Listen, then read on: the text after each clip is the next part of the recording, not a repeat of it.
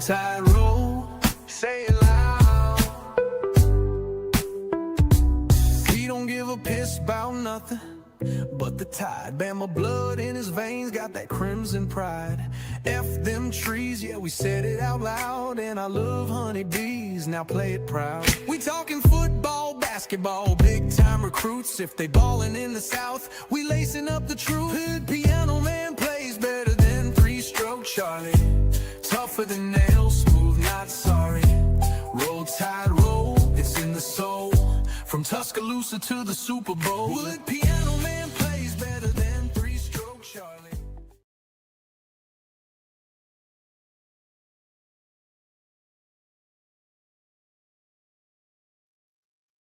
Y'all better know I do.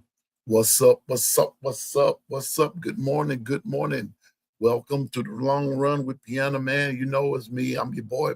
I'm Piano Man. Hey, look here. I'm not gonna prolong the preliminaries. I'm gonna bring my compadre to the stage. It's the one. It's the only. It's Mr. Boomer Sooner himself. It's the Bishop, everybody, forged by fire every day, all day, every hour. He's forging to go forward. What's up, Bishop? Good morning to you. What's good? What's good? What's good, fam? Hey, big salute to everybody. Shalom, shalom. And Yes. buckle up your seatbelts today. Yeah, we're gonna kind of get a little we're gonna get off into a little something here. Today we're gonna see exactly we're gonna talk a little football. Now today we're not gonna be on here long because I have I do have something I got to go take care of, Bishop. So we're gonna get out of it. We're gonna get in and get out. Yeah. Listen, today now listen, I can't put this no other way. Today we're gonna do the real hit it and quit it, okay? Stick and move, stick and move. Stick and move. It will not be a stick and stay. No, Dwight, not 2 hours later today. Not today. I promise you not today. I promise you that. Not tomorrow? Today. Tomorrow, yes. Tomorrow, yeah. But today, no. Tomorrow, listen, tomorrow, Thursday, and Friday. Friday, Bishop, we're going to have sort of a special show. Okay. I'm going to kind of give a spoiler alert. We're going to talk about Friday. Maybe not, but we're going to pretend that we're going to be sitting, that we've been invited to Washington, D.C. And we're going to be sitting on a panel with the President of the United States, along with Nick Saban, Urban Meyer, Tiger Woods, few other. Oh, yeah. Y'all better bring your stuff ready for then Friday then. You better tell everybody you can. That's going to be a show. And we're going to pretend and chat to the chat. I need you all on your A game as well. Yeah. The Gumbo Chefs and the chat. We're all going to pretend that we've been invited to Washington. At round table. Yep. At a round table discussion. And you have 2.5 minutes to state your claim of what needs, and listen, and I need you to listen to how I'm wording this, Bishop, Chad. I don't want anybody to get it confused. We're not just talking college football. Right. I know what you're saying. We're talking the state of college sports. So it got to stretch all sports and both women and men. Exactly. This includes now, and I'm going to say this because you know what, and Bishop, you know what else we don't bring up, and I know this is our opening monologue and everything. You know what else we don't bring up about college athletics? What's that? We don't bring up our the Paralympics, if you will. Come on, man. we have yet to bring that up. We've talked about football, we've talked about basketball, both men and women. We've talked about baseball, we've talked about softball, we've talked about gymnastics, we've talked about track and field, we've talked about swimming. Well, that's part of track and field, swimming. We've talked about I brought up fishing and everything, but we have yet to discuss that. Part of the athletics is also those that are like, for the lack of a better word, special needs. Correct. Yeah. Yeah. Part of that's in sports. Part of that's in sports. Did y'all know Alabama, the University of Alabama, that particular sports program of with the para, I forgot the name of that. What's the real name of that?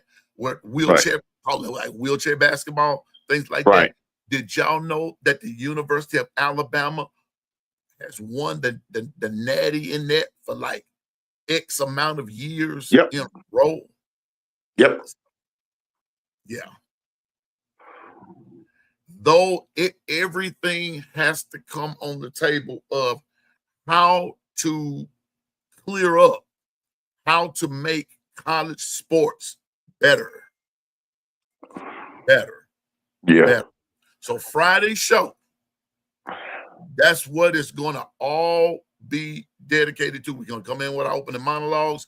Everybody's going to have their little something to say at the beginning, and then we're going to pretend that we're at 1600 Pennsylvania Avenue. And whatever my constituents and my president. Yeah.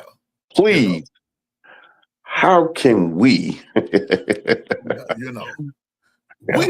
No, that's tomorrow. I forgot. That's tomorrow. I just want to know myself, but this is going to be, and this is going to be where you can go and do your homework and to see what's being where the money's going, blah blah blah blah blah, this, that, and the third.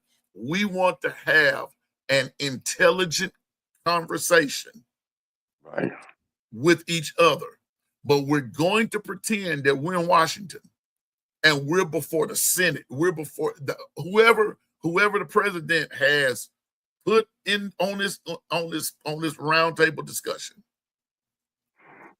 and we're going to see what, from the long run perspective, what we can do, what ideas we could come up with. Like I said, you got 2.5 minutes, Bishop. Everybody, even though we know we're going to go a little longer, but you got 2.5 minutes to state your case. I'm going to, and listen, I've been ready. I know it, man. I know it. And listen, I'm going to have somebody to be the president. I'm going to have somebody to be, we're going to try to set it up real good, man. And all that kind of stuff. And just remember what we talked about and how it spawned a deeper dive, and how that all comes together. This is what they're going to really be honing in on. Because remember, I told you, Bishop, and I told you that get ready to go back into this about what you discussed with us about a month or two ago. About how this NIL and things work and this, that, and third. Hopefully we can have some more people to come on and with the panel and everything. And I want to make this a sensible, ethical discussion, a sensible, educated discussion, because this is not the time to just for, well, I think we just need to get back to playing old-fashioned football. No, you can about cancel that, because it's some things that's about to start coming out, Bishop, that a lot of people are not going to like. Yeah, I know. They're not going to like. They're not going to like what they hear. But if it's the truth, we as the long run Gumbo Chefs crew, we've been speaking in it, so we're more adapt to it, and we could be the forerunners for it.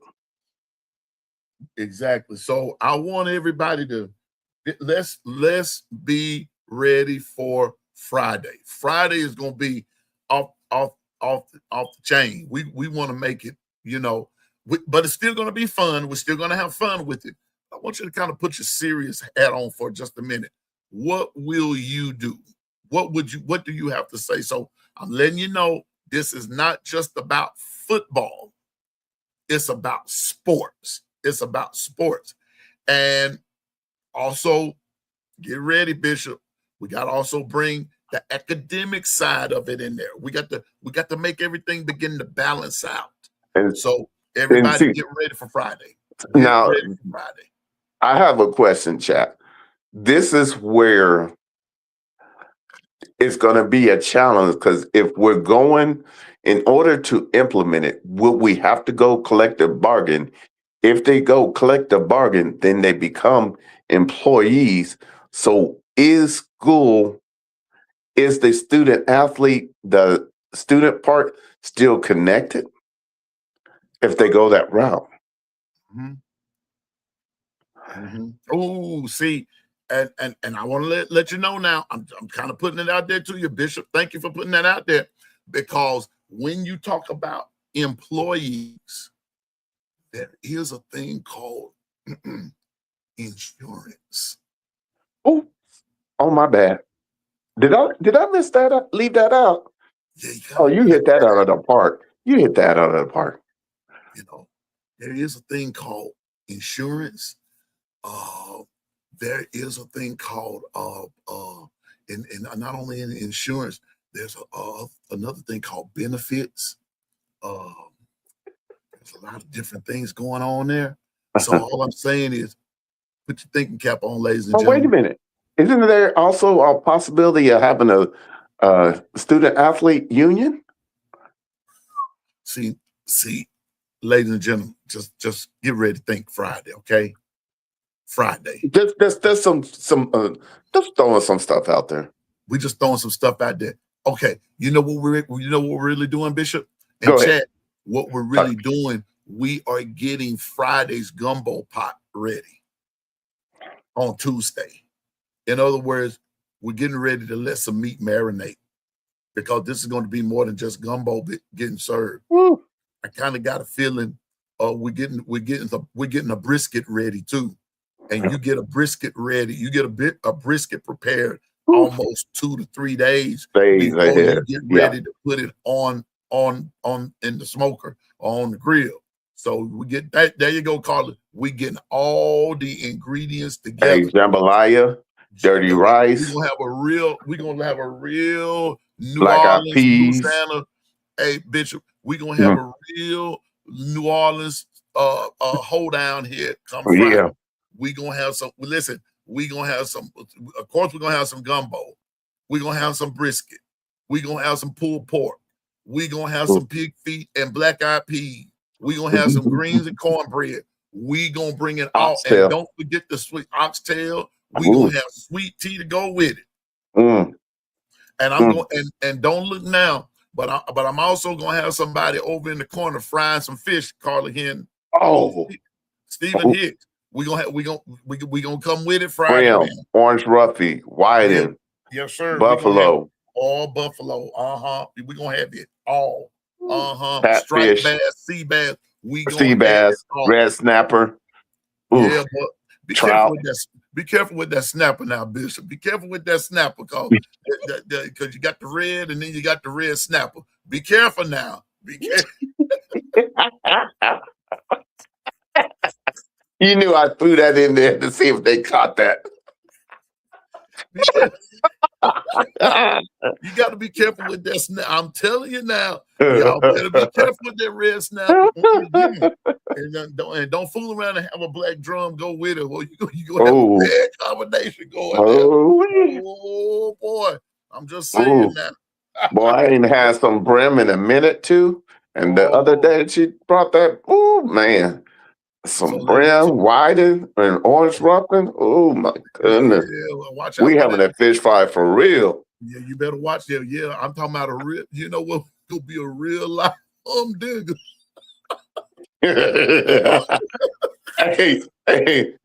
Boudin.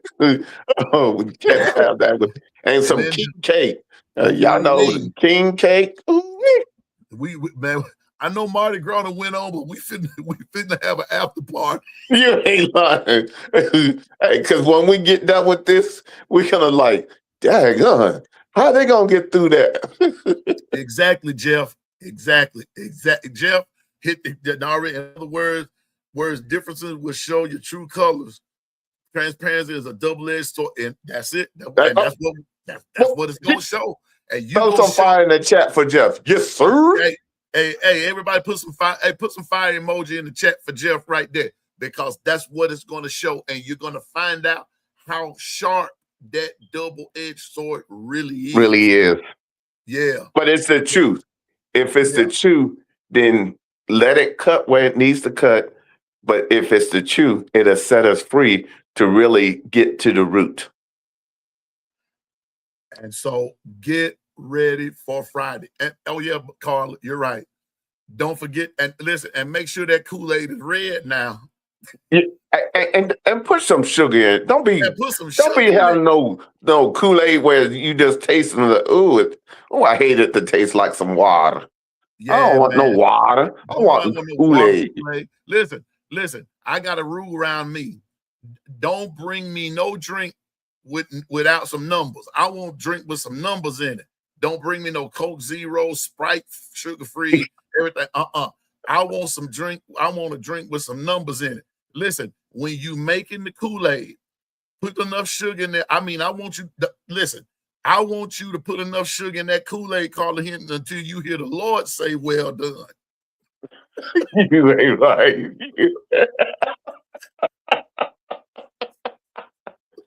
Hey, Carla, get him. I want you to put enough sugar in that Kool-Aid. So Friday, y'all, it's gonna be on. I ain't lying to you. It's gonna be on. Yeah, we even throwing barbecue ribs in there. Might as well throw everything. And listen, and we're gonna put a little, and for those of you that never had goat, we're gonna put a little goat on the grill too. Oh, hey, barbacoa, menudo, pozole. Hey, international. We're gonna be international that way. Ain't nobody missed. We finna make it. So come Friday now, I'm telling you, it's gonna be a humdinger of a show. All right. All right. We're going to 1600 Pennsylvania Avenue. All right. Thank you, Stephen Hicks. That's right. Bring the coats. All right. Now, before we come over to the chat, we done talked about the up and coming things enough. Mm-hmm. I've got some good news. Go ahead. I've got some good news. I hope they don't mind me sharing it, but I'm gonna share it anyway. Do y'all remember? Good morning, Coach Carl. Roll Tide to you, bro. One of the Gumbo Chefs. Y'all remember when I had you all praying for? We were praying for Michelle Cochran. Y'all remember that? Yes, sir. Last week, I said, everybody keep Michelle in prayer. She just hit me up and she said the test results came back benign. Glory, hallelujah. I am so happy. Thank you. Thank you, Yeshua. Because I was worried. I was worried, but we had to trust God. We had to trust God. Yep. But the test results came back benign, no cancer. And then she goes off into some more things about, which it's important, but it's not important to announce. But anyway, no cancer for Michelle. So our God wins again. Yes. He wins again. And I want to say something else. I want to say something else, Bishop. But even if the result had have come back the other way, God still wins. Yeah. He still wins. And let me tell you why. He's able to heal. That's right. He's able to heal. And like I told him a couple of weeks ago, either way that it goes, when we go through if Bishop is going through something and I'm not, or I'm going through something and Bishop is not, because we both trust the Lord, we both win. That's what I was about to share with you is when you praise him, when you get a praise report, It's now covers you whenever something tries to come against you. He's going to remember that. He said, oh, no. They praised him in this situation for sister this. I covered them with the blood. And so I just wanted to report that right quick, that Michelle is cancer free. They found no cancer, and we are we are most grateful. And before we go any further, Bishop, would you give us a quick word of prayer of thanksgiving to the Lord? Absolutely. For Michelle and for anyone else in the chat that may be going through something. We want to stop and we want to pray, and then we're going to move on in the show. Go ahead, Bishop. All right, Larry. Abba, Father, Yeshua HaMashiach, we just thank you, Jesus Christ of Nazareth. We thank you that first and foremost, you thought to allow us to rise up in your miracle and be able to breathe another breath and hear the birds sing today. We got a praise report from the kingdom, from the ancient day courts of heaven, where the Holy Spirit has spoken through the dunamis power blood and the healing balm of Gilead, and spoken the truth, and it reigned true on earth as it is in heaven. Lord, we just give you praise, glory, and admiration that first and foremost, your dunamis power blood was shed in 7 different places to redeem us, to give us a blank check that whenever it is called upon, is there to answer the call and is undefeated. Lord, we just give you praise, glory, and admiration to anybody that's going through anything, that they call on that blood. And no matter what, you shall answer. Because in spite of what we would think, you say the blood still speaks, and it can cry out through the rocks, then it can cry out for us. Lord, we just thank you and we praise you for the praise report in advance, and we give you the glory, the praise, and the thanksgiving. In Jesus, Yeshua HaMashiach's name, amen and amen. Shalom, shalom. And shalom, shalom. And the chat said, amen.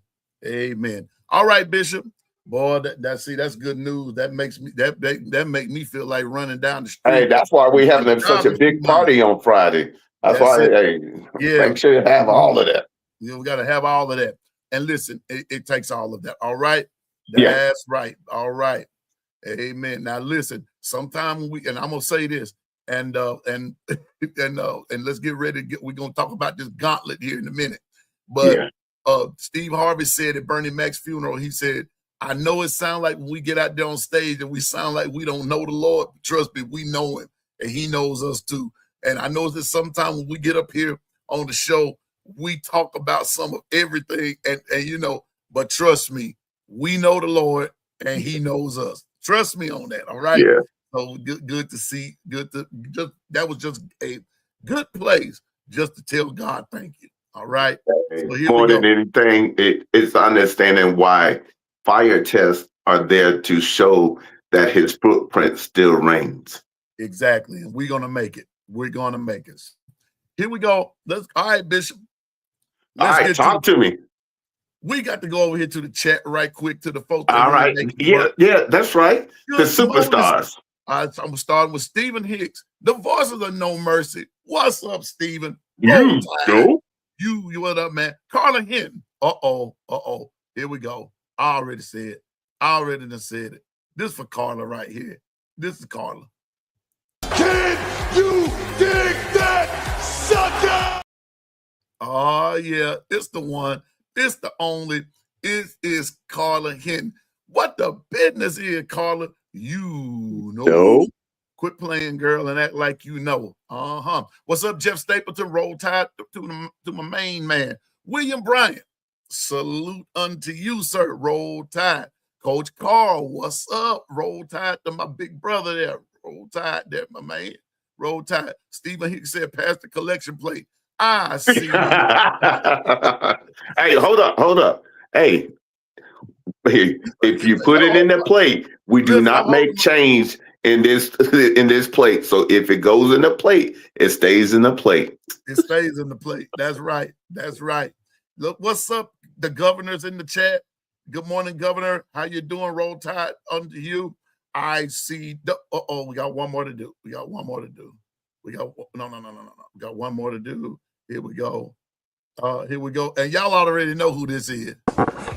What? Bro, what are you talking about, man?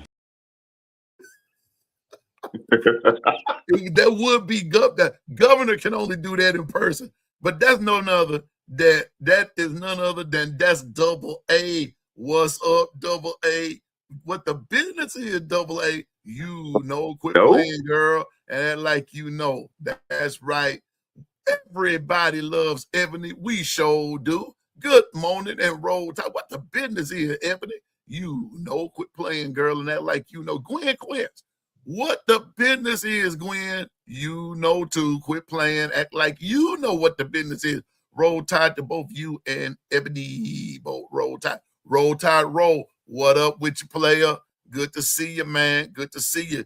Good to see you. And y'all know what? It's good to be synced. Yes, it is. I see my other chef up in here, Super Twister. What's up, man? Roll Tide. What's up? Salute. Salute. All right, roll tide to you. Let me see who else is up in the crib here. Let me see what else is going on. I saw roll tide roll. Carla, Steven, Gwen, Ebony, Twister, Double A. And we're going on up the hill here. Good morning, Governor. Good morning to you. Popping on in. Let me see. DSGB 84. My brother out of Georgia. Representing them dogs. What's up, DSG? Good to see you. Good to see you. You know what? We ain't seen this brother in a while. We ain't seen him. It's Double L. It's none other. It's Larry. Yeah, boy. Yeah. Larry T. What's up, Larry T? What's up? Good morning and roll tide. I see my producers made it. Dwight. White. What's up, man? Roll tide to you, my man. And I see training my dragon. Y'all know it's the one, it's the only, it's KT. What the business is, KT? Hey, girl, you know, I ain't even got to tell you what the business is, girl. You better act like you know. But get your head, get your mind right. Get your mind right. What's up, KT? Good to see you here. KT. Yep. All right. Now I think that's about. What? Hold it. Wait a minute. Wait just a second. Y'all already know what's about to happen. Y'all already know.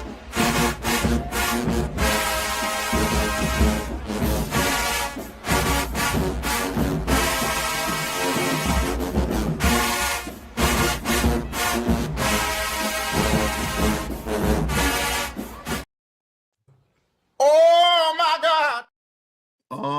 It's the one. It's the only. Y'all know who it is. It's Lady Latoya. What's up? What's up, Lady Latoya? What the business is, Lady Latoya? Girl, you already know what the business is. Girl, you better quit playing. Get your mind right. Act like you know what's going on up in here. Roll tide to you, Lady Latoya.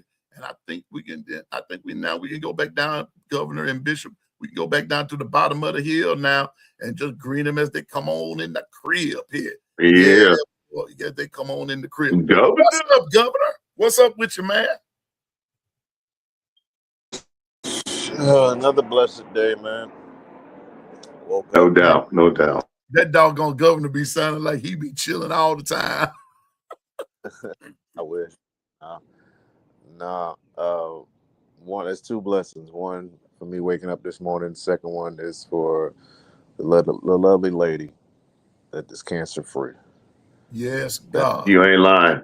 Yes, sir. Love to hear that. My dad passed stomach cancer, so I love to hear that. Yeah. So, shout out to, I can't remember her name. Her name is Michelle. Michelle, yes, Michelle. Godspeed. All the blessings to you. And today is going to be a brand new start. Yeah. Absolutely. Absolutely. You got that right, Governor. You got that right. And man, I'm so happy about that girl. I'm gonna tell you what, I might have to go in here and I'm gonna cook something, but I don't know what to cook. But anyway, let's hop to it. Y'all, brothers and sisters, ladies and gentlemen, for those that are out for the Alabama fans, Governor's spring training starts next Monday. No, it starts next Tuesday. Spring training starts next Tuesday, and I am anticipating. I'm ready because starting next week, y'all, we can begin to see what we talked about, and I have it from yesterday, Governor and Bishop, the things that we talked about, those hot takes that we looked at from a standpoint this time of our attitude and the team's approach to their however just a team approach to winning, how they're going to play the game, you know, what's going to be what and everything. So we have that part going. But today, what I want to do is, I was in a conversation. I don't mind telling people when I talk to folks off the air sometime.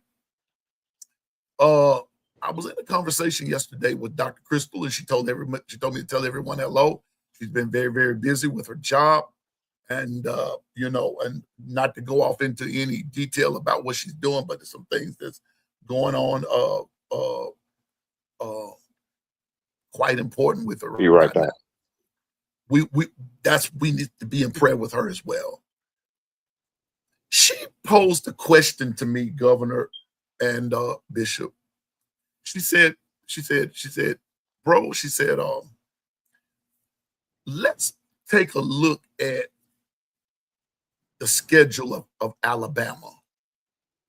But before she said that, she said, I believe that the SEC championship will go down between Texas. It's going to depend on what Texas and Georgia does.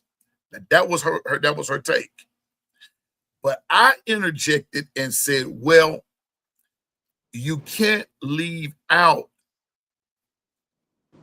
LSU, Oklahoma, Bama, LSU, Oklahoma, Bama, and a couple of other teams I kind of threw in there sort of hypothetically. So today, what we want to do is, we're going to take some time out and do this today, and we're going to do this every day. We're going to pick a team, and we're going to look at their schedule, and what we're going to identify is the gauntlet. Where will the gauntlet? Where's the gauntlet? Governor has also given me an idea. He's been saying this for the last couple of years now, and I've sort of adopted this. We're going to look at what happens around week 6. Where do you think your possibilities will be? Who are you playing? What have you done? What will be your midterm grade?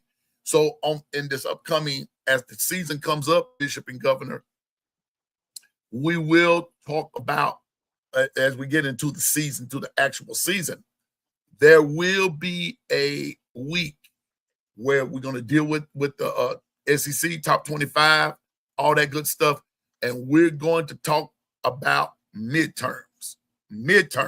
So I'm telling you now, I'm getting you ready for what's going to happen in the fall.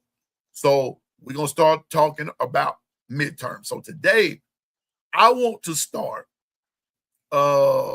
with Alabama, because that's how this conversation got started yesterday. And so when I look at the schedule of Alabama, Governor and Bishop, just kind of running through it, starting on September the 5th. Now, I want to remind everyone, because we've gone to a 9-game SEC schedule. Bishop, there is only one bye week. One. That's right. I want everybody to bear that in mind. There is only one bye week. Thank you, Greg Sankey, for that. You know,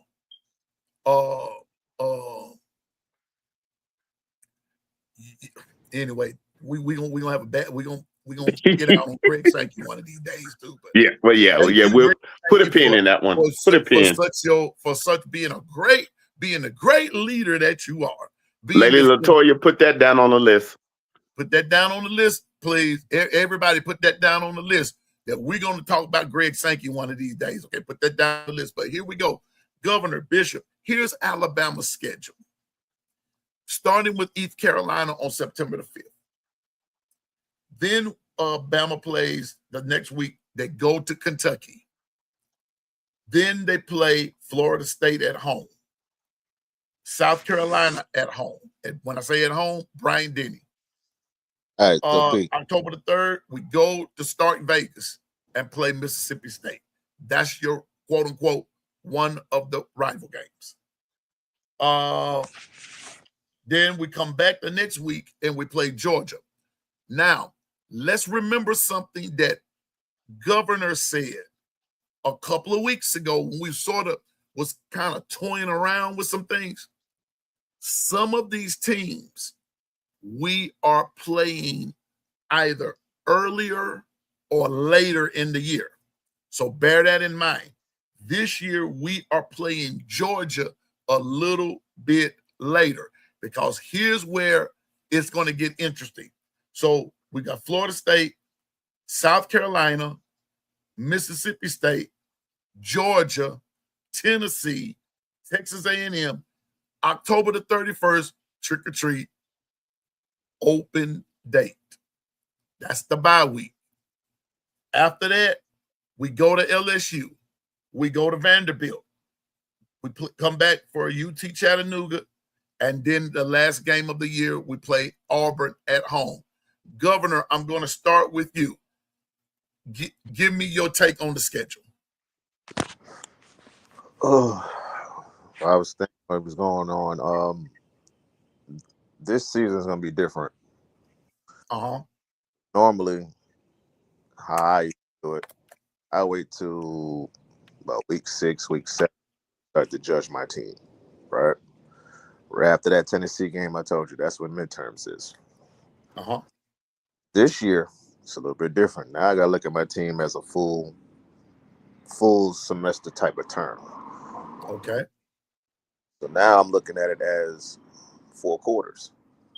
This is really 4 quarters. You got your first 4. That's your first quarter. Your second 4. It's your second quarter. What we got? 12. How many games we got total? 1, 2. Let me see. 1, 2, 3, 4, 5, 6, 7, 8, 9, 10. It's 12. It's 12, right? Okay.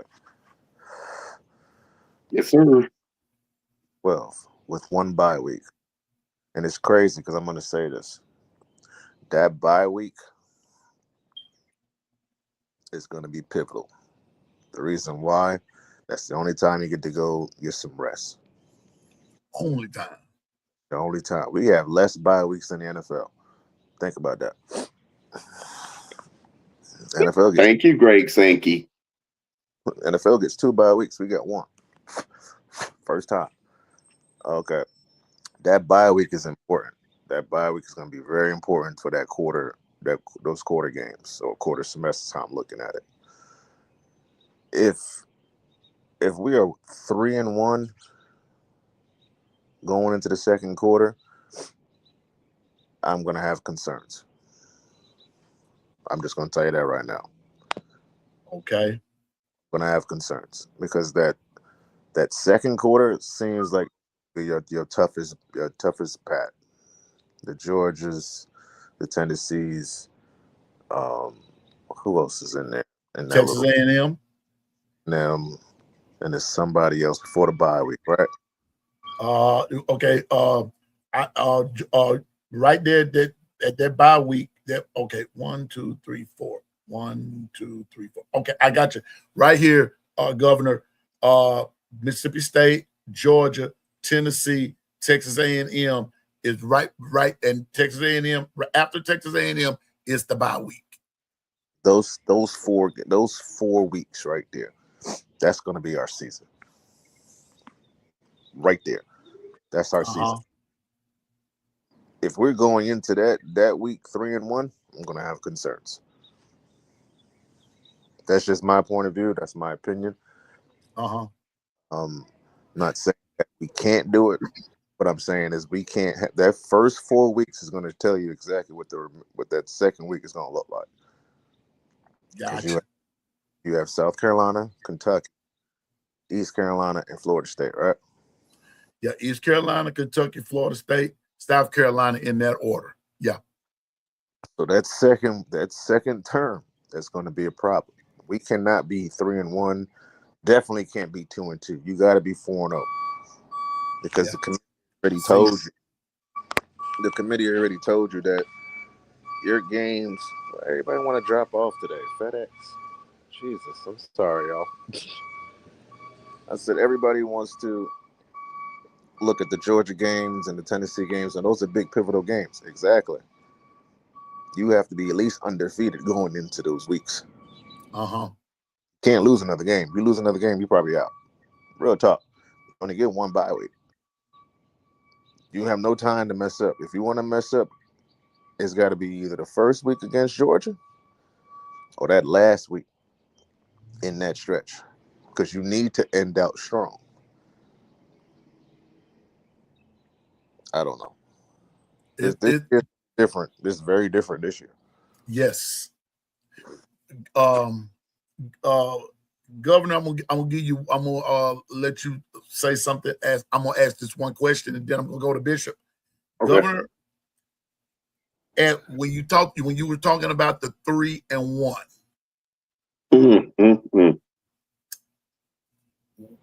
where with the okay, out of that, you broke it up into quarters. That's how you got to do it. That's how you're gonna have to do it. At what quarter would you see a loss coming? I don't want to say this. I don't see a loss, but I see a struggle win. A struggle win would probably be Kentucky for me, because South Carolina's at home. The revenge game is against Florida State. East Carolina, you should handle business. I say that Kentucky game is weird. Really might have some issues.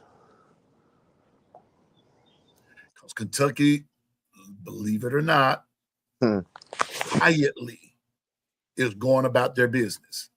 They're quietly going about it. And so we're going to go back and revisit this too. But as of March the 3rd, we're just kind of talking about what could happen. But Governor is indeed right. The only way you can do it this time is that you can't go just midterm in your traditional sense, because you just have one bye week. If we had two bye weeks, you could do your traditional sense. But now you really can't. You can, but you can't at the same time. So, like Governor said here a few months now ago, you can be right and wrong about a particular issue, or you can like something or not like the same thing at the same time. And this will be one of those things where you can have a midterm, but you can't. Now you got to switch it up of a real live ball game. First quarter, second quarter, third quarter, this, that, and the third. So Governor is also looking at Kentucky. Okay. I'm gonna come back to you in just a minute, Governor. Bishop, what you think of the schedule? You thought last year was a gauntlet?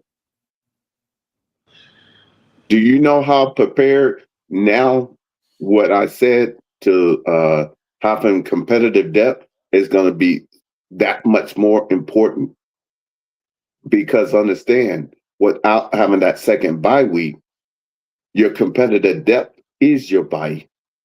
Getting other players to play up to a level that you can get some quality rest time while still playing the games. So instead of 22, you need to have 33 players on both sides of the ball being able to go in and the play doesn't drop off. If you want to go through the gauntlet. Because understand, with only, thank you, Sankey, with only one bye week, think about what we just said. Once you get that bye, you better get any and everything done in that one bye week. And hopefully it's enough for anybody that's was ailing or injured that they can get enough rest to be ready for the gauntlet run. But in the meantime, even if they're not, you can't afford to let up because everybody wants their pound of flesh. And in the SEC, there's no weak opponent anymore. I want everybody to understand. Even Kentucky, with anybody that got new coaches, you have no idea what adjustments and what's going to be going on. So from now on, everybody in the SEC is that team, and that you're going to have to take them serious and make sure you put them away early. Where, Bishop, Mm-hmm. I ask you the same question that I asked Governor. Mm-hmm. Where in this Alabama case, Yeah. where would you see at what quarter a loss coming? Oh my goodness. We're gonna go through the whole SEC, and I'm gonna ask the same question for everybody. For everybody. No. All right. Here's the thing about it. It's predicated on, to answer that, it's predicated on which team shows up. Does the complete team of complementary football to where you got the right run pass ratio, I'll go along with that defense and your kicking game is on point, then I could see 3-1.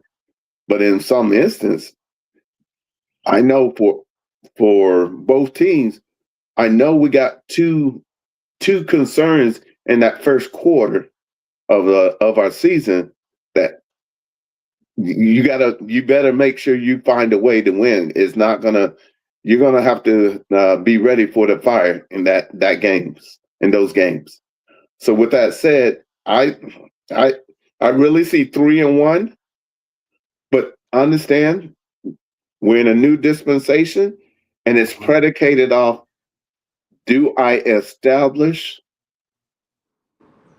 my dominance through my running and stopping the run? Exactly. I'm going to say this, and I'm going to go back to something that Governor the governor said, but I'm going to sweeten the deal, and I'm going to go over here in the chat. And first of all, I want to say good morning to what the business is, Diane Hawkins. What up with you? Roll Tide to you. Act like you know what the business is. But y'all saw what Diane said. That Bama can't afford to sleep on anybody, can't overlook him. Coach Carl saying nobody need to be overlooked by Bama. And I'm going to say this, Governor and Bishop. Governor, thank you for giving us the idea about the first quarter, second quarter, third quarter, fourth quarter. I'm going to say this, Bishop and Governor. I've got 3 worries in the first quarter alone. 3. I have 3 in the first quarter alone. Number 1, I worry about all of them. But since Governor said breaking up in the quarters, if I'm just going to deal with the first quarter, I'm worried about 3 teams. Number 1, I'm worried about the Kentucky game. Now, I believe that Kentucky is going to play us close. We're going to Kentucky to play them. Remember something that the governor says, and this has not changed, folks. Alabama is still everybody's Super Bowl. I don't care what the circumstances are. I don't care what the situation is. Alabama is still everybody's Super Bowl. Double A said it best last year, Bishop.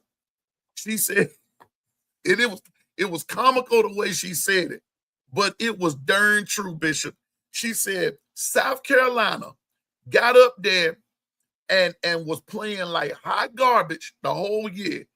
When Alabama came to town, all of a sudden they remembered how to play football. Yeah, because I know we played them the week before, and we just counted that as a win for you guys. And I'm like, that team didn't show up against us. We're the only school that the teams rush the field for. Oh my goodness. We're the only one. I mean, Double A said, I mean, on a real deal, Double A said that she said Piano Man. She said South Carolina was looking like garbage against everybody. Alabama comes to town, and all of a sudden, the light came on. Oh, this is how you do this. This is how you do that. And I'm gonna tell you what. At the end of the game, South Carolina was doing exactly what Governor said. They were prepared to rush that field until Bama scored that last touchdown. And they begin to foul, single foul, going out the back door, one by one. They weren't rushing the field that day. But what Governor said is true. Alabama is the only team that everybody rushes the field for. But I'm telling you, Kentucky, Florida State, South Carolina, those three games, I've got some concerns about. I really do. Simply because of the fact I don't care what we say. We can come in with all this confidence and this, that, and the third. But those three teams will all of a sudden remember how to play football, Bishop and Governor. They're going to remember how. And Florida State, let me tell you something. I'm going to put it to you on this wise. Please bear in mind who their quarterback is this year. Please bear in mind that they got Ashton, I think it's Ashton Daniels. Yeah, they did. They got it. And then some people might say, who is Ashton Daniels? I'll remind you. Go ahead, Bishop. Auburn. Remember the team that was the quarterback that was leading Auburn? Yes. Yes. Auburn. And go back and look at his stats against Auburn. No, Stephen, it's not anxiety. It's the truth. Go back and look at the stats. Go back and look at the stats, sir. That's all I got to tell you. The stats don't lie. The numbers don't lie. Ashton Daniels with Auburn last year torched Alabama. The only reason, I'm going to go ahead and say this, y'all can agree, you can disagree with me if you want to. The biggest reason Bama beat Auburn is a hit by Bray Hubbard on Cam Coleman and a fumble by him, and Deontay Lawson fell on the ball. This is the first year in many years. Of course, we don't overlook any team. We're supposed to take it week by week. Yeah. We say that, but when we get offline, in the back of my mind, we look at the schedule. We used to be like, okay, that's a W, W, W, W, W, possible L right here, W, W, W. This season, I can't even guarantee you that, bro. Just being honest with you, I told you all that when I went to the Senior Bowl and just saw how some things operate, this, that, and the third, I had to come back, Governor and Bishop, and say it's okay to be a fan, but be realistic as a fan. Yeah. Be realistic. You've got to be realistic. Don't be so fanned out that you think that you can't be beat. I'm telling you, Kentucky, Florida State, South Carolina, and be minded about South Carolina. A couple of years ago, didn't South Carolina come to Saban Field? And almost won. And almost won? I'm going to say this kind of low, but they're basically returning some of everybody. They got the onside kick and everything. Don't forget that. Yeah. Bear that in mind.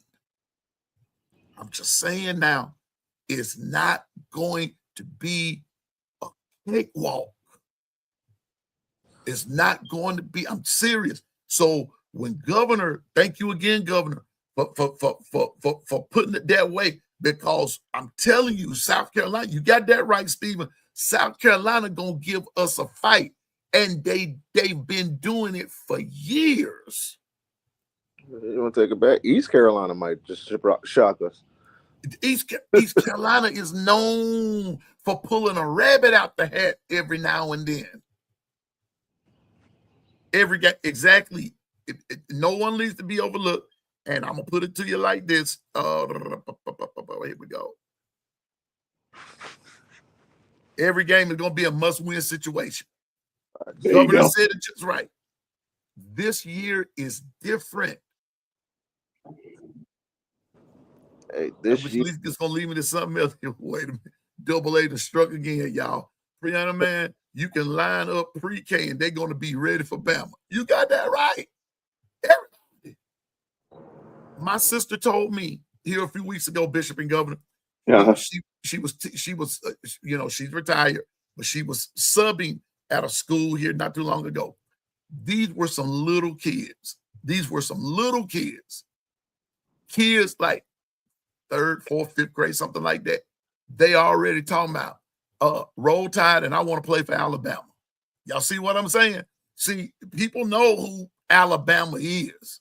They're cognizant of other teams, but Bama is all you hear. Alabama's all you hear. Either you love them or you hate them. But I'm telling you now, Bishop, Governor, so since Governor said don't sleep on East Carolina, I'm just gonna say the first 4 quarters. The first quarter. Excuse me. The first games of the first quarter. Those games bother me. That's what I said. I'm just being honest with you. So I would like to go into the second quarter as 4-0. But if we go 3-1, I'm going to be concerned. The reason why is it's only going to get harder from here. And 2, put it added more pressure. Those recruits, they like to come in for those games. Yeah. Yeah, there's going to be some recruits at these games, and then after that first 4 weeks, you got recruits in every single game after that. You ain't got no choice. This year, literally, I believe there's no such thing as red shirt. Exactly. You have to win every game now. Got to. Go ahead, Bishop. Yeah, because what I was going to piggyback off of, now you thought last year was a gauntlet. It was just warming you up to the true gauntlet, because now we don't have that second bye. So now, how important is having competitive depth so that the level doesn't drop off and you keep finding ways to win these games? Mm-hmm. That's going to be the true testament of your fire test, is realizing that everybody's going to give their best this year. And understand, we don't play. And we got our own fire test. We got Georgia, and we got to go to the big house in the first quarter. So just imagine we could move 2-4, it ain't gonna be nice for that first quarter for us. So here's where we understand is we speak to Chew. That's why it's so important to see if they made the necessary changes that you can see the tapestry of the fabric, that they are making a commitment to include the running game in the ratio of the offensive scheme. That's where I'm at. And we already know defense is well taken care of, and we're only going to get better. But here's the thing about it: so is everybody else. Mm-hmm. And the teams that used to, you could tell that the coach wasn't in lockstep with them. They had got their new coaches, so now you don't even have a clue for what they bring to the table. Mm-hmm. I see what Steven said. Steven said we're going to mud stop Kentucky. Mm-hmm. You could say that. That's exactly what we said about Florida State last year, too. Exactly. On the road. That's a road. Not a home game. That's a road. Yeah. It's a road game. And I mean, like I said, Steven, and we got you, man. We understand what you're saying, but reality says, not in the words of the great Lee Corso, not so fast, my friend. I'm saying it's like when you not so fast.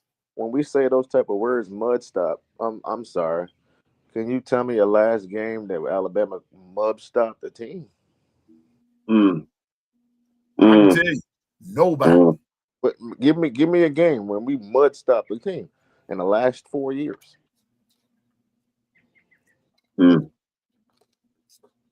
I'm gonna put it to you this way: give me a game that we mud stomped a team of prominence. ULM don't count. Facts. Mercer does not count. Mercer don't count. I'm gonna be honest with you. I was at the game. We actually struggled with Eastern Illinois. Yes, we did. Like what game? We actually struggled with them. I still have film, Governor and Bishop, in my phone of where I was. I actually have, in the words of Governor, I have tape. I have film. In the words of Bishop, I have documentation in my phone. Got eyes.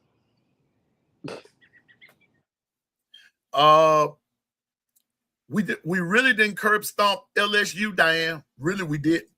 Oh, we did not. In the first when that year of Jalen Milroe, we did. When we went down there and did it, we did. But last year, really, we didn't. We beat them, but it was kind of nip and tuck there, kind of overtook them. But I mean, when was the last time we beat LSU like 45-10, something like that? I mean, on a consistent basis. It's kind of going to show us how other teams around us have actually gotten better. And this year, the way that the schedule is set up, thank you again, Greg Sankey. The way that the schedule is set up, I've got to factor in one more thing. I told y'all what was the number one X factor last year? Injuries. And this is where Bishop is talking about that competitive depth. What if one of your main players go out? Are we going to take that next man up mentality? Guess what? We didn't have a next man up. We didn't have a next man up here last year, did we? Sure didn't. See, I guess my analogy is a little bit different. See, when you say mud stop, I'm not talking about the score. I'm me personally, I'm not talking about the score. I'm talking about the physicality on the field. Like, okay, he's in my arena. Yeah, I'm there with you. I'm just in the wing. So I don't want to bring up the past, but when Leonard Fournette was in the Heisman Trophy running, right? Right. And Alabama came out and did what they did to that. Oh, they mud stomped it. They mud stomped them. 2 years in a row, I might add. That's a mud stopper. Not when Jalen Milroe ran for like 600 yards on a team that was missing them their half of their defense. And here's what I would like to caveat. Remember how here recent we was talking about development. Why is development so important? Because understand, you never know when your number is called, and you can't afford for you to be a detriment when put in there. Can't afford it. You got to know what you got to be in tune. You got to done enough film study to act like you were gonna start. So then you might as well count yourselves as one of the top 33 starters, and just say, yeah, I got to start in rotation. I think the business model is going away of 11 starters, and you're starting to see that it needs to be 22 to 33 if we're going to stay with this Sankey change and only have one bye. See, my mud stoppings, I like to see us, just me. I guess I like the roughness. I don't mind seeing the score going into the fourth quarter, 17-0. But my second and third team is on the field because the game is over. We physically beat the hell out of you. We need our guys to have rest going into week 8. Yeah.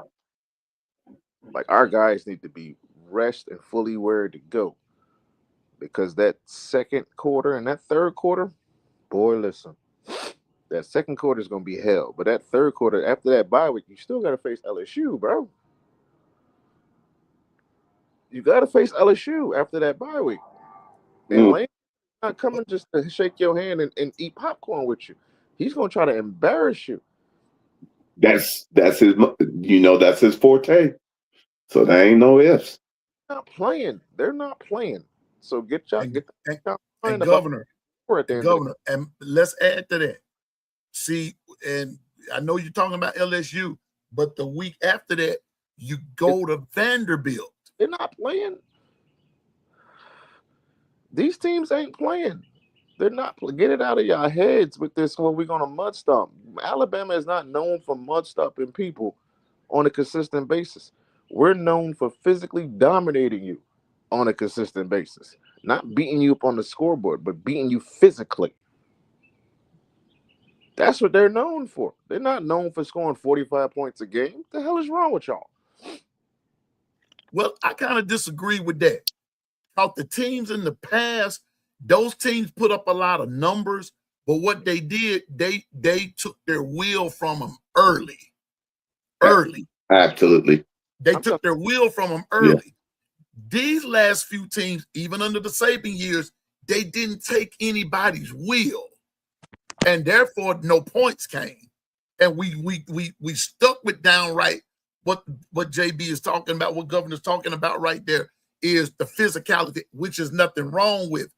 But sometimes when those guys took them guys, okay, I'll give you good, for instance, I forgot what year it was. They took Tennessee out in the first quarter. They demolished them. Y'all straight just put in work on them. Oh my goodness. The O-line, they took them out in the first quarter. And then it was on autopilot from there. And we didn't score no 4. That's what I meant. I'm talking about because the new generation, they want to see a lot of points. And don't get me wrong. Right. Means a lot of viewers, a lot of people watching the game. So they see most people don't watch the game. They just watch the highlights. They go straight to ESPN and watch the highlights. Well, we beat them handily. No, we didn't. What game was you watching? Well, yeah, exactly. What game was you watching? The scoreboard does not always reflect on what we actually saw on the field. Yep. The game of the century, 9-6 against LSU. That was a game. Yeah. That was a. And This ain't the Big Then, 12 when you're going back and forth, 45 to 48. That was a good game. No, that wasn't. That was terrible defense on both sides. yeah, nobody played any defense. I can't, and you know what, Governor? I don't really like a game like that. I don't. That's basketball. I don't. No, I really don't. I do not like the 45 to 48, 48, 45. Like that year, LSU beat Bama 46 to 42. That wasn't no ball game. Nobody played any defense. Well, that's just two offensives going back and forth. I understand that they had two powerful offenses going back and forth. Okay, so but we talk about these schools, and that's what irritates me. Well, that year with Joe Burrow versus Tua, even though Tua got hurt that year against the Arkansas team, he came back and they still did their thing. But let's just think about this real quick. Those two programs right there, we have great offensive players on both sides, yes, but they're not talked about for their offense. They're talked about for their defense. Exactly. What is we talking? And Governor Bishop, go down the list of from just defensive standouts alone from the LSU side of the ball. Think about it. Patrick Peterson, Honey Badger. Think about it for a minute. I mean, defense. Bama, Hightower, Allen. Come on, Fitzpatrick. golly, the list goes on and on. When you talk about these teams, you talk about defense. The Miamis, you talking about their defense. It's crazy. Yes, they have great offensive players. Yes, but when you talk about these schools, you're talking about them Hall of Famer defensive players. Exactly. Yeah. And see, that's where I'll keep talking. I'll be right back. No, you're good. You're good. That's where Chat. This is where taking an honest look at things. And all we're trying to say is, yeah, as a fan, yeah, we want to win big, but in this NCAA and in the SEC, the type of parity that is in our league, you better bring your A game each and every week, because ain't nobody no slouch anymore. Ain't no Vanderbilts, no Kentucky used to be okay. Depending on what day you get them, you can count that as a win. Not no more. We're in a dispensation where now we're talking about a gauntlet. We're talking about you better make sure in all three phases that you're on point and you got a game plan that you can rely on, and you got your starting rotations together. See, Bishop, we getting is let's hear where I'm going. We saying this stuff, right? Right. Us, we're saying this stuff, or even fans. Oh, we're gonna win this game. With Georgia, we got at home. LSU, we got on the road, I believe. It's gonna come to a point where they're gonna start to stick the schools that they don't want in the playoffs with a schedule that's gonna be crazy. Because if they put, all right, Bama, you got this the after the South Carolina game at home, your next 3 games is on the road versus Georgia, Tennessee, and Texas A&M. What? Check this out. Hey, Governor. What? They already showed you. They showed you through the University of Oklahoma that schedule. It's like what? They already showing you that's the plan. You'll know if they like you. Oh snap! they done through the serious gauntlet. But hey, that's why anymore you want to be forced by fire, so that way no matter what's thrown at you, you're prepared for it. And that's why you pay attention to the details and you watch. You become a film junkie because you start realizing there's no easy wins. And if we want to be able to get our competitive depth going, then like a lot of the chat's been saying, yeah, you want to stop a mud hole, but how do you do that if you don't have the right formula in place to do it. And this is where I say development. Hear me, Bishop. This is where I got you. Talk to me. when you say development, and I'm talking about development your brain, not just your physical attributes. Because if you develop your brain and you actually become a film junkie, I don't care about the gym rats. We're always going to have those. You're going to have those guys on your team. But the film junkies is the ones that's going to really determine how far you go in the season, because you know when to put your energy to certain places and when you could take off energy. When you start to learn the game, like the coaches that we know, they know the game. You don't have to be physically all the time. Sometimes you got to use your brain, which wins games. We talk about all this science stuff, but can we get some science that's going to show our quarterbacks the trajectory and the scientific way of throwing a perfect pass over there? The less your offense is on the field, or the less your defense is on the field, you're in a better chance of winning the game. That's why I didn't never like the comment when Kalen DeBoer said, "I don't need a quarterback to be a game manager."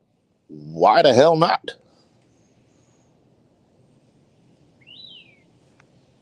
If he's a game manager, their defense knows how to rest. I don't know. I don't know. Maybe I'm just seeing it from a different lens. But and no, government, you know what it is that especially, especially myself, I have coached it. So I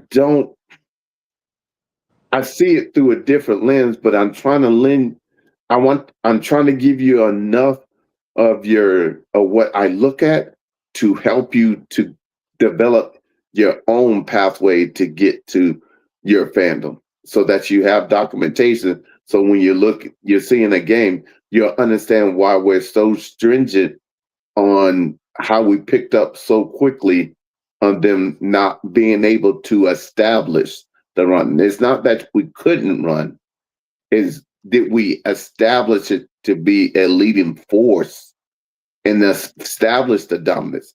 Do you understand establishing dominance is being able to control the clock and oppose your will? Well, physicality and running the ball and playing strong defense against the run is part of that formula. And, understanding all of our schools, we got to get better at that, because understand, it is no way that uh, we come from that, but understand, we as the head coaches of our universities, they got to be able to hold accountable. There's that buzzword, accountable, and own up to, look, I should have stepped in. My bad. That's my time to maturate. This upcoming season, I'm on the clock. And I got to make sure the people I have on board, we have a game plan to make sure, if nothing else, 50-50. If they can just do 50-50, run the pass and stop the run like they've been doing, and find a kicking game.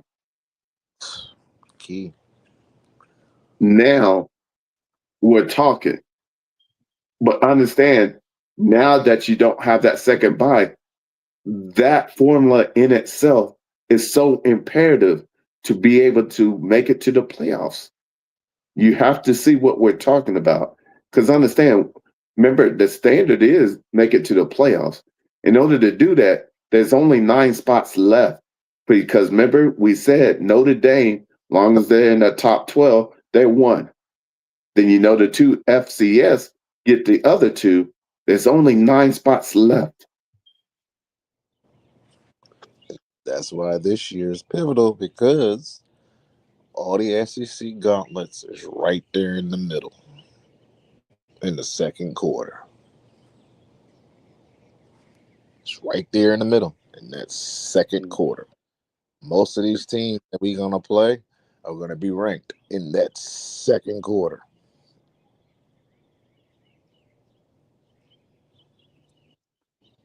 I am. Somebody. Y'all gave me an idea, and I'm looking at when everyone's open date is. Yeah, I'm just gonna ask you that for us. That because, Alabama plays, right?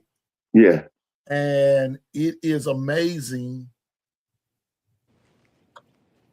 See, like, here we go. Just for starters, Governor and Bishop, Bama's open date is October 31st. Tennessee open date is October 31st. LSU is October 31st, right? October? But, yeah, October. October 31st is our opening day? That's our open date. Woo. That's our bye week. Oh, wow. Yeah. Oklahoma's bye week is October 3rd. Yep. Okay. Let me see. Let me go back here. Who else we're playing? We're playing Mississippi State. Mississippi State's bye week is October the 10th. We're also playing we're playing Auburn. Auburn's bye week is October the 10th. That's crazy. We're playing Kentucky, but even though we playing them second ball game, but their bye week is October the 31st with Bama. Hey, and Piano Man and Governor, think of it like this. If you're all off the same week, who has the upper hand? Nobody. Oh, the Nobody. Texas A&M, they go on a bye week the week after we play them. So guess what? Texas A&M, Bama, Tennessee, LSU are all on a bye week at the same time. That's a first. Wow. South Carolina, their bye week is October 17th. But that's 2 weeks after, 2-3 weeks after they play Bama. Okay, so then answer me this, P.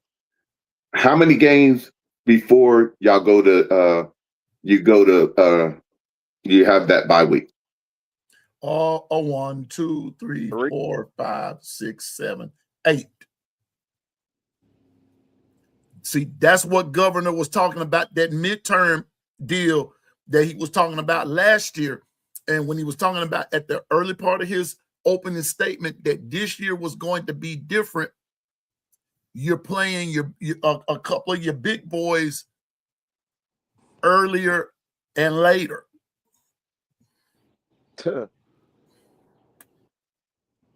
That's why I'm saying what Diane said earlier in the conversation, that you can't overlook anybody because the way that the schedule is jumbled up this year, you don't know what's going to happen to you. Hey, P, what if they'd have switched out Kentucky and put Ole Miss there? Exactly. See, you know what? Watch this. I'm going to show you something. Jesus. Watch this. Where's Ole Miss? Watch this. Since you brought that up, Governor, watch Ole Miss's schedule right here. They open with Louisville in Nashville. J. Cole, there you're a good one to go to, bro. They open with Louisville in Nashville.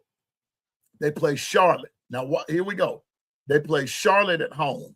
They play LSU at home. I'm telling everybody, watch that game right there. That's going to be must-see TV.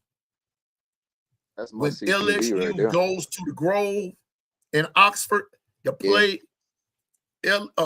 goes to the Grove and play Ole Miss, it's going to be like tight security at that game. I'm telling you now. That's the game of the week right there. Right there. I'm telling you now. That's the game. That's the game of the week. Let me see. September 19th. Then they play LSU. Then they go to Florida. Then watch this. 1, 2, 3, 4. October the 3rd, Ole Miss has their bye week. After Florida, they go to Florida. They have their bye week. And then there are no more bye weeks for Ole Miss. So the SEC got screwed this year. Didn't they? Thank you, Greg Sankey. Thank you. They got screwed. And it was a reason. It was a reason I said what I said. I wanted everybody in the chat, since we're family. Now you see why we were saying what we were saying. And you got 7 to 8 games before you hit the bye. Mm-hmm. Some teams are going to have 4, and then they're going to have to hit that next 6, 7 games stretch without a bye, and some people are going to have 8 and then play the last 4. And then 2, depending on if you get into the playoffs and where you rank, you might have to play the first week. And get a bye. You might have to play 9 games straight. And if you make it into the championship game of the SEC, yeah.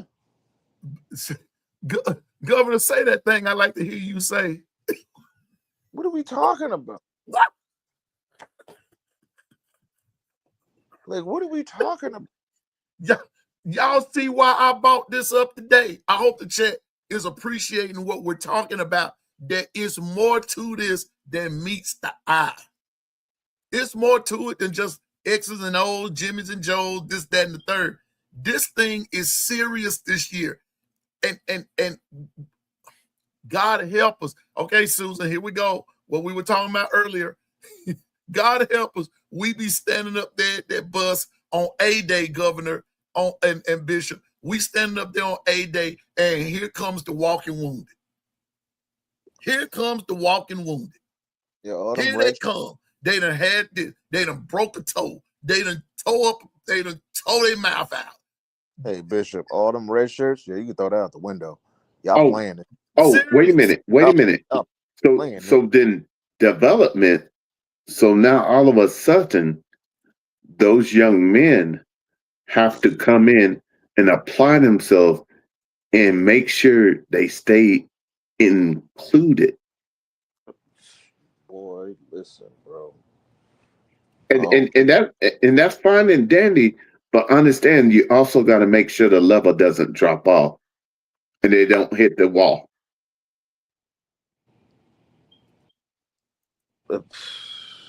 This is brutal. This is brutal. That's why I brought it up. Hey, and Lady Latoya, thank you, Greg Sankey. We're from the bottom of my little witty bitty heart. Thank you. Hey, quick question. Can you look up Ohio State's bye? Like sure. I'll be glad to. I will be glad. Oh, yes, please. Please. Okay, I got you. Hold up. I'm gonna do you one better. Here we go.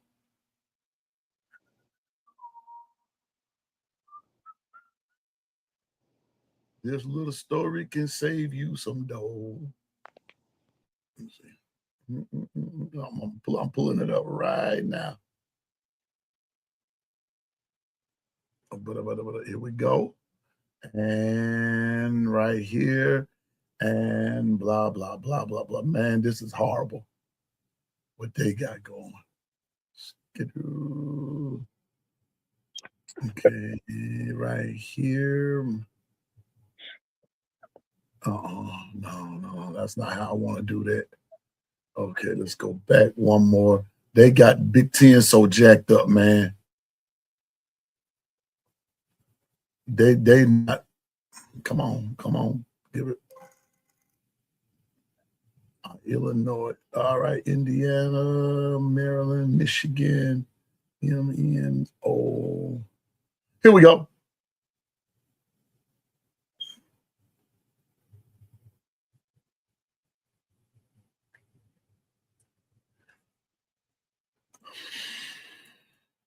All right, here's what I'm looking at. September the 5th, they play Ball State. September the 12th, they go to Texas. September the 19th, they play Kent State. September the 26th, they play Illinois.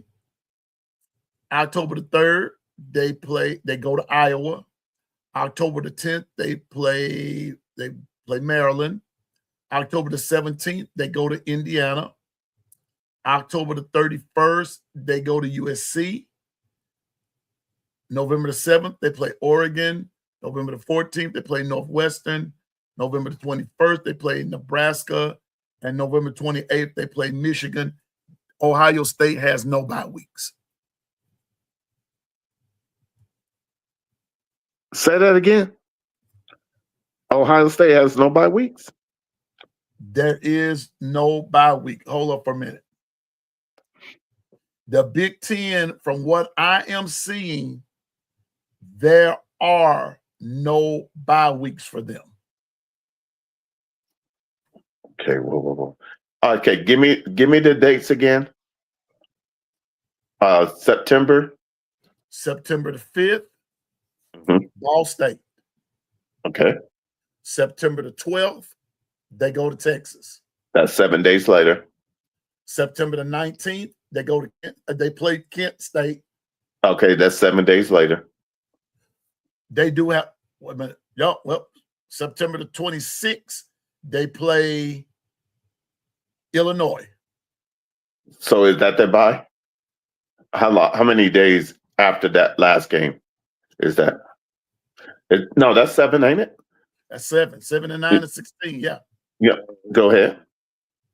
Then October the 3rd, they go to Iowa. 7. October the 10th, they play Maryland. 7. October the 17th, they go to Indiana. 7. October the 31st, here's the bye week. They have one. Yes, they do. October the 31st, they go to USC. So that means that their bye week is October the 24th. They have one. There we go. They just did not list it. But see, that doesn't. Okay, because I believe every school is going to have a bye week, but the level. This is the argument right here that we do have for SEC. The level of competition that y'all have to go against, and what we're gonna have to go against. That bye week that y'all have is not compared to our bye week. It doesn't compare. Yeah, it doesn't add up. It doesn't even add up. That came from Caleb Downs. The level of competition from the SEC to the Big Ten is completely different. Came from him. And they asked him, as a matter of fact, that was the first question they asked him. He said, if he's over there, he said this. Yeah. So don't want to hear about, well, the Big Ten is dominating. Who y'all playing? Now watch this. I'm going to Oregon. Come on, bro. September the 5th, Boise State. September the 12th, Oklahoma State. September the 19th, Portland State.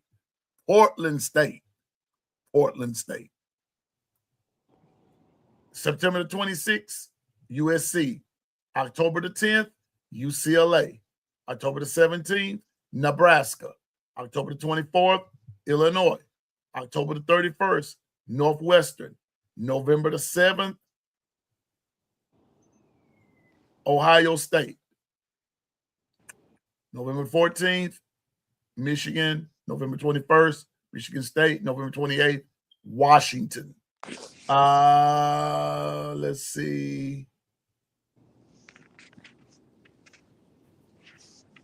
Like, come on, bro. That's not a come on. I know you got to play who's on your schedule, but don't give me look at their top 10 wins.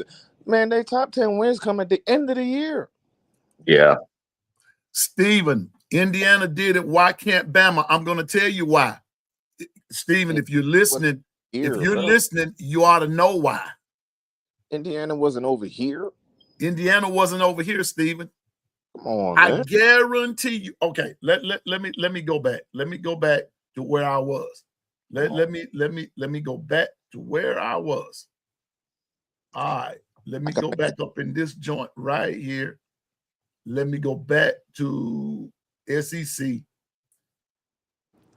And if I could, I wish I could pull up two screens on my iPad. I want you to tell me, Stephen, would Indiana on this gauntlet right here, would they go undefeated by playing? I'm gonna start at South Carolina,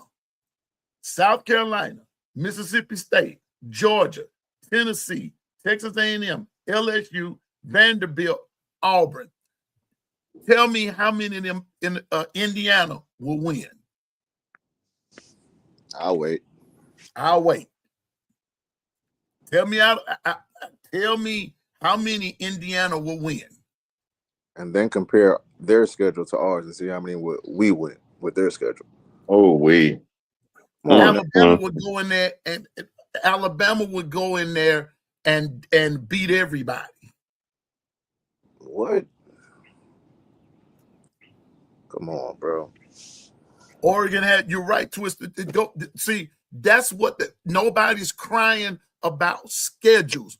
What the argument is that the strength of the schedule, and then we go down the stretch, though, Stephen, and we're beating up on each other. Come on now. Let me go back to okay, let's go.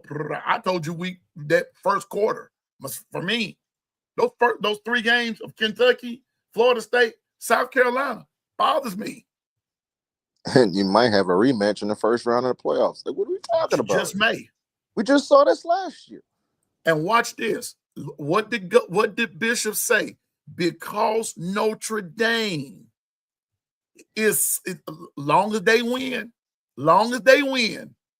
Notre Dame is in regardless. They're going to be in regardless because we're going to knock our conference alone. It's just maybe I'm going on a rant. Our conference alone is going to have more teams ranked, right? Right. We're going to knock each other around throughout So who you think is going to automatically slip in? Notre Dame. They can have 2 losses and still slip in. And the only reason Notre Dame did not get in this year, Governor, the only reason they didn't get in this year is because they lost to Miami. No, it's because Duke won the ACC championship. Duke, come on now. Oh, wow. That's Duke. Wait a minute. Weren't they 7-5 going in that game? A 7-5 team won the ACC championship. Don't talk to me. Don't talk to me about no. Oh, I'm getting hot. Where's my coffee? I didn't mean nothing, but just think about how the ACC jacked up last year by having Duke be in the AAC championship. Duke. I mean, the ACC championship. What are we talking about? Just like Duke is the only reason why Notre Dame didn't make it in. Not because it lost to Miami. It's because Duke won. If Duke didn't win, Miami out, Notre Dame is in. What are we talking about? Wait a minute. You know what? I got to do this like Governor was saying. Let me clear my throat. I can't sound just like it, but I'm gonna say it. What he was saying. A basketball school won the ACC football championship. Where's Tyler when you need him? Where's Tyler Buckner when you need him? Bounce pass. That's exactly what Duke did. They did a bounce pass to Miami. What? And want to know what's so crazy? Just think, the Miami fans had to banter them in to the playoffs. I mean, come on, bro. Duke's win. Wait a minute. Duke's win got Miami in, and Notre Dame got kicked out. Y'all see what I'm saying? And so now you talk about crying, wah, wah, wah, wah, wah, wah, wah, wah, wah. And then, Bishop, now they turn around and make it so convenient for Notre Dame to get in. Yeah. While we over here on the SEC, we just beating the snot out of each other. And you know what's so crazy about it? If you really think about it, those 9 spots is why we have a gauntlet. Because you can't afford to miss them. And now you're seeing why, if they go a certain deal in the quarters, why Governor was saying what he was saying. Because understand, there's only 9 spots. And you already know that Notre Dame and USC doesn't play anymore. There you go. So who's left on their schedule? So you got to read the room. So we're saying what we're saying. I brought this up about where does the gauntlet lie for Alabama? The gauntlet lies, honest to goodness, from where when you begin to put all of the technical terms and this and that and the third with it, the gauntlet lies starting at the word go. And can I add this little caveat? Go ahead. Go ahead. We don't play each other. Nope. We don't. We already did the one-on-one. But guess what? Who's to say we won't meet in the playoffs? Exactly. If we can get there. Right. And now what they did is we don't play you. Now we play Georgia in Georgia. They said we only got 9 spots, right? We only have 9 spots available for everybody else. The SEC alone, 9 teams that can get into the playoffs by themselves. Or at least 7. At least 7. This is why I tell y'all, and I'm talking to everybody who's listening. This is why I tell y'all, read these. I mean, I know that rankings and this and that and the third don't mean a hill of beans. But the way things are set up, that's why I broke that thing down into the categories of how many teams of per conference was ranked in the top 25. The thing about it was Alabama had like 11 teams in the beginning ranked at the top 25. And the crazy thing, I mean, the SEC had 11 teams ranked in the top 25. Alabama played 9 of the top 25 teams in the nation. 9 of them. Now, it was not Alabama's fault that Auburn and South Carolina fell off the wagon. Alabama didn't have anything to do with that. Alabama ran the gauntlet up until they got to Oklahoma. I'm just being honest with you. But no other team outside of the SEC can say that they had the gauntlet of a schedule that the teams in the SEC had. Now this team is jumbling it all up. And now you've got a problem. You're going to have a problem on your hand. And I'm anxious to see, and we're going to get back up into some stuff tomorrow too, but I'm anxious to see how this is going to play out. This is why we're saying, ladies and gentlemen, that just taking it from a Bama perspective, you can't overlook anybody. You can't come up here talking about we're going to do this, we're going to do that. You got a lot of factors. This is why, Governor, we're going to get ready to get up out of here. Governor, this A-Day, this spring is going to be the most important spring since Saban has left. This one right here. This one, because the whole ball of wax have changed. It's put up a shut up time. We're going to see. Governor has told us, and I have to agree, first quarter, second quarter, third quarter, fourth. Which quarter? We don't know. But I'm going to put it to you like this. You better come out ready to play. day one. Another This year, you can. I'm about done when I say this. You can't afford to go into week 3 with a week 1 problem. I'm telling you now, can't do it. So my thing Telling is you now. for both schools, say we do overcome a lot of adversity and everything like that. And then like the last 3 weeks, or maybe the week before the playoffs, and we lose a pivotal player. And say we lost that game and weren't able to go to the SEC championship. Do you think they're gonna do that Florida State rule against us? Well, you lost your best player. Uh-oh. Uh-oh. Mm-mm-mm. Mm-mm-mm. Oh, governors, you see, you Look, that was Zataran with some boudin. and an old-fashioned spade game to boot. You don't think they will use that card? Well, he did it to Florida. We did it to FSU, so we got to do it to the teams now. Look who we playing. All I'm saying is, you guys, is pay attention. And yes, I want my team to go 12-0, absolutely.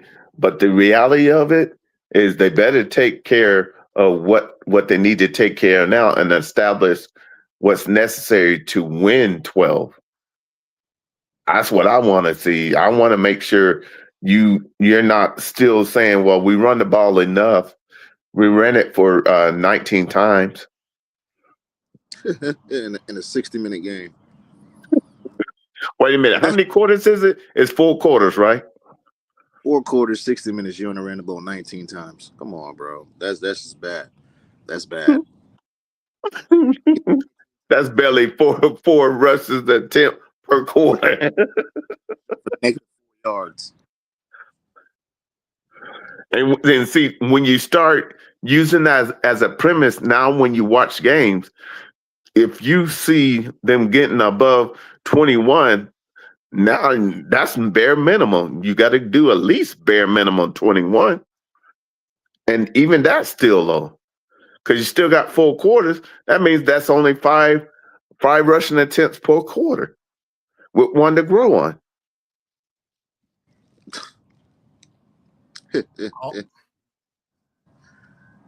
This is hilarious. That's why I'm so glad to be over here with you guys so that you can understand. You start putting your own parameters. So when you're watching something, you'll understand, okay, all right. During the season, yeah, you were having decent rushing attempts like 25, 24, 23. But understand, when it gets to the playoffs, is that truly enough, or were we just skating by?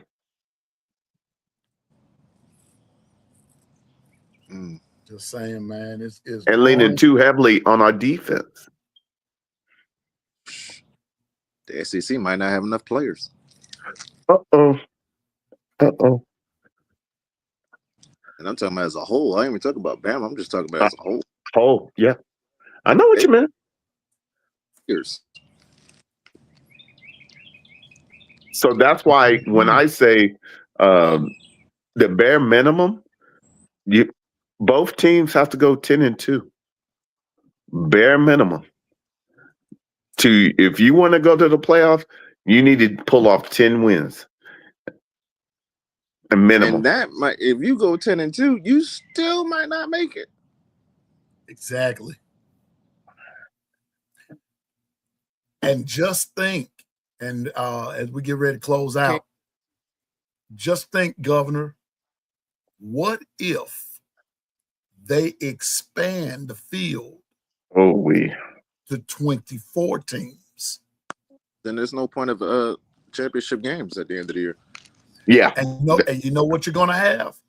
You're going to have a bunch of 7 and 5. You're going to have to, it's going to lower a lot of the standard.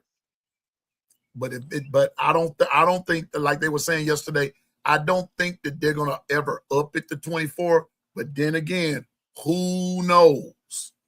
This is not the NCAA basketball. This is not March Madness, bro. Right. Right. But can I add this caveat? And I'll leave this bombshell. Why you think Friday, when we're going to put ourselves in the committee's chair of the round table, is so pivotal? That's why I'm telling you, put your thinking caps on, because now we're not just dealing with football. You're dealing with NCAA sports. Yep. Sports at every level of NCAA, of every one of them.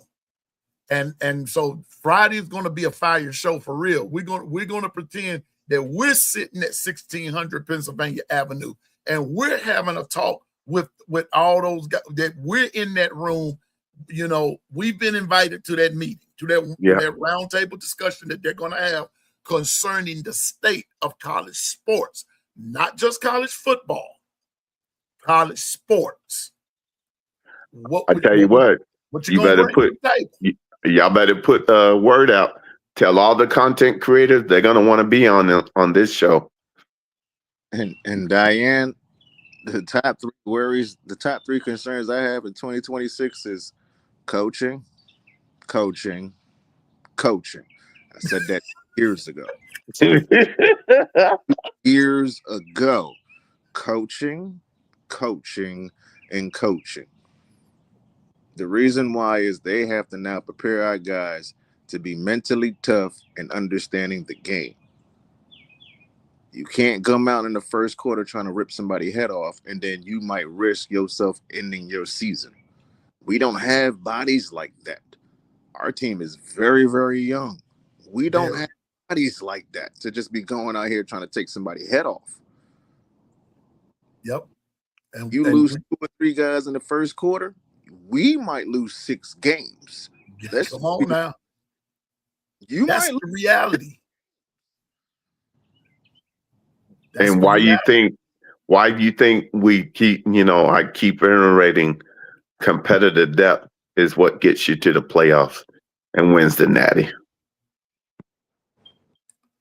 So, boy, top 3 concern for 2026: coaching. This gonna be on coaching this year. Facts. Because team, like Governor said, and we all came to that summation. Alabama is a young team, and even they were talking about this on other shows yesterday. That Bama is a young team.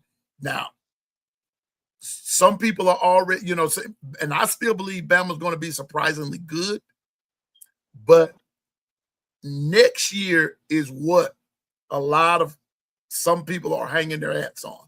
Next year. Next year's schedule might be worse than this. And just so, but we got to see what the Ohio State thing is looking like too, because of the 9 game with the SEC schedule. Yeah, but the Ohio that's even in talks right now. But the target is not on Ohio State. The target is on the SEC. That's not even a particular team now. Now the target is literally it's the entire SEC, because let's just be honest. We're trying to get 4 of the SEC teams in, but you only got 9 spots. Right.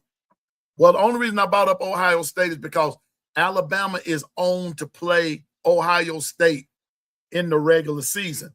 But that was that was before they put the SEC in a 9 game SEC conference thing, right? That they play in 9 games, and that was all of that. So now that Alabama that Alabama Ohio State games now are in question because of this SEC game change. What if the top SEC schools this year, right? I'm just hypothetical. I'm just speaking. Now we're just talking. All right, my brother. What if the top SEC Shalom. schools go 10-2, and the lowest is 9-3 throughout the entire SEC schedule or SEC teams? They go 10-2 and 9-3, but the Big Ten has 3 undefeated teams. Who's really better? I'm gonna tell you what, Governor,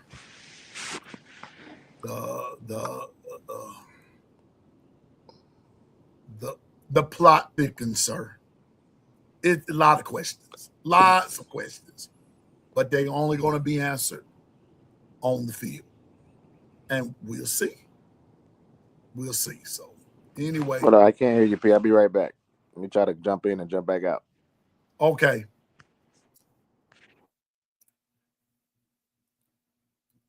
I'm glad to see Truth for John. What the business is, Truth for John? Good to see you. Good to see you, my sissy Kimberly. Roll Tide, to you. Stephen, losers complain, winners overcome. That's true too. I'm not disagreeing with you, Stephen. We're just stating some facts, sir. We are just stating some facts.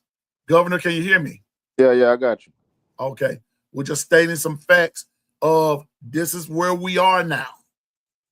And if things don't go the way that we, you got to just look at everything. I know we love to, and that's why they play the games. And I got all of that, but you also got to be realistic and stay within the realization that crap happens. Crap happens. It happens.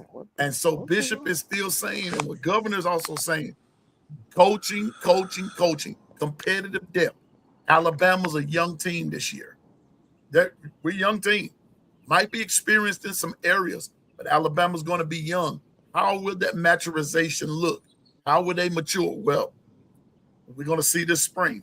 And that's why I'm saying that this A-Day, this spring, not just A-Day, but this spring, this whole spring, this whole thing, you're going to see a new O-line, new quarterback, running backs, basically a new D-line, linebackers, the only experienced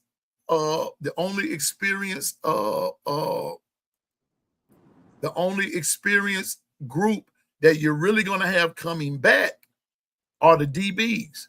Everything else from the linebackers all the way to the other side of the ball is going to be virtually new. That's the reality. How will they gel? How will everybody go? What's going to be the mindset? Those are the questions that's got to be answered. So we're getting ready to get up out of here. We've been on here going on 2 hours. I got to go. But Governor, pardon words, sir. Yeah, well, we had a blessed day. I know I'm gonna have to jump off soon. I got a phone. I'm gonna talk to you a little bit later. All right. All right, brother.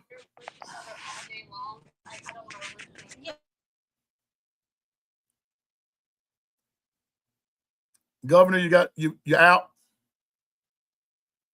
Okay. Y'all, that's basically our show for today. But I just wanted to bring that up today.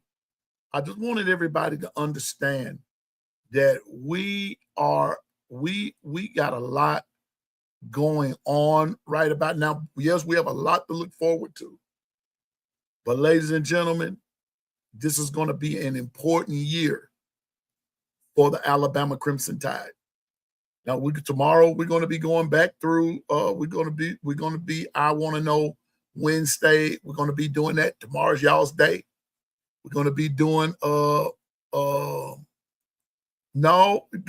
still in time. I'm just not going to go over the next few seconds, but we're going to be going over some things. But we just want to keep everybody abreast of what's actually happening around us. And we want to just keep it interesting, but we're going to keep it realistic. And I want you to know that in my being real about it, that doesn't make me be any less of a fan.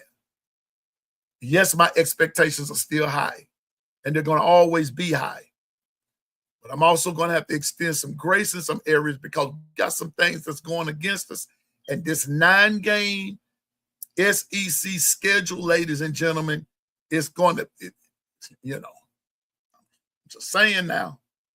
So right now we got the SEC has a lot to prove. Bama has a lot to prove. We're going to see, can we get it done? I believe that we can. It's not going to be easy, but I believe that we can. And so we just have to, I'm going to be giving, after A-Day, I will be giving my X Factors again, like I did last year. Stephen Hicks, we're on that countdown, 186 days, and we have liftoff. And but next week I'm going to kind of change some things up about that, because we're going to be going more into the spring schedule, and then we're going to be going into a, how many more days till A-Day and blah blah blah blah blah.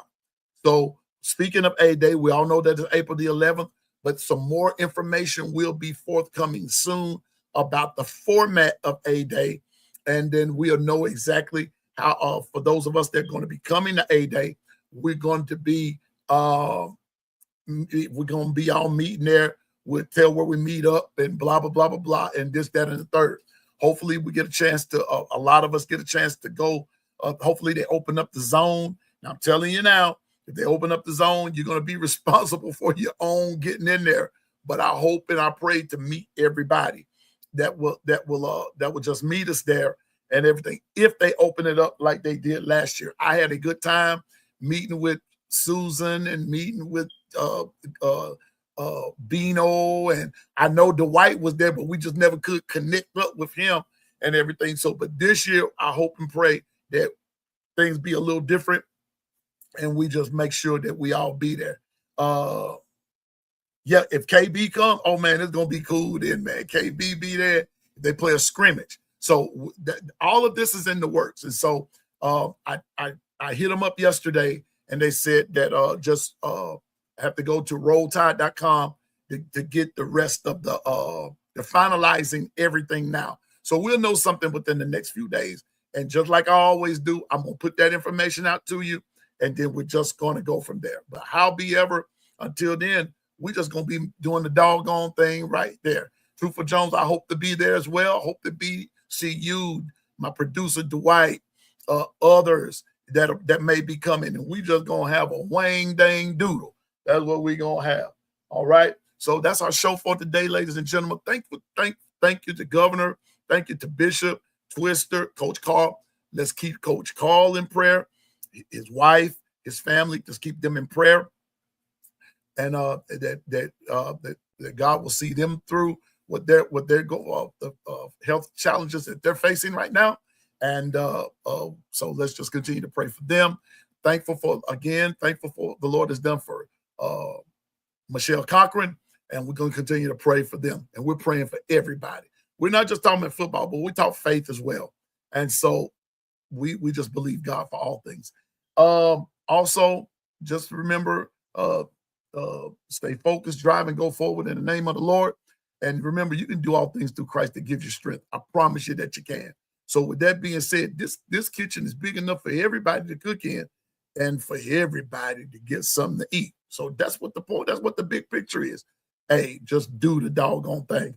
Everybody's waiting on you. Hey, bring your best to the kitchen. And I guarantee you, they're gonna like what you're cooking.